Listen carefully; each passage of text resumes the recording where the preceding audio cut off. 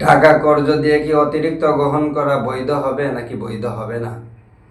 উত্তর হলো, টাকা কর্জ দিয়ে অতিরিক্ত টাকা গ্রহণ করা যাবে না, এটা বৈধ হবে না।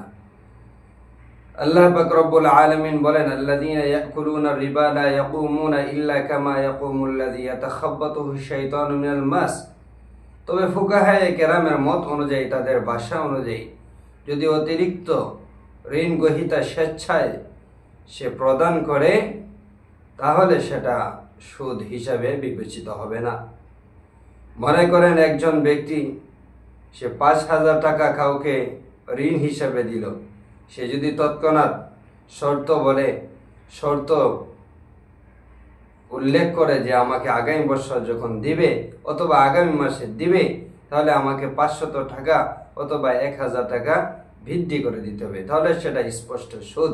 কিন্তু যদি ঋণ গ্রহীতা সে ঋণ গ্রহণ করার সময় যে ব্যক্তি তাকে ঋণ প্রদান করলো সেই ব্যক্তি শর্ত করলো না, পরবর্তীতে ঋণ গ্রহীতা সে স্বেচ্ছায় তাকে 500 টাকা অথবা 1,000 টাকা বৃদ্ধি করে তাকে দিয়েছে, তাহলে সেটা সুদ হবে না, কারণ সে তার কাছে কোনো প্রকার শর্ত করা হয়নি দেওয়ার সময়।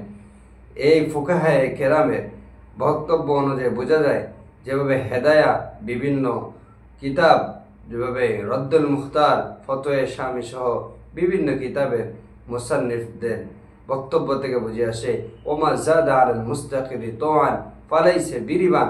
অর্থাৎ যে ব্যক্তি স্বেচ্ছায় সে তার কাছে ছাওয়া ছাড়াই অতিরিক্তটা এমনিতেই প্রদান করে, তার স্বেচ্ছা অনুযায়ী কিছু বাড়িয়ে দেয়, তাহলে সেটা সুদের অন্তর্ভুক্ত হবে না।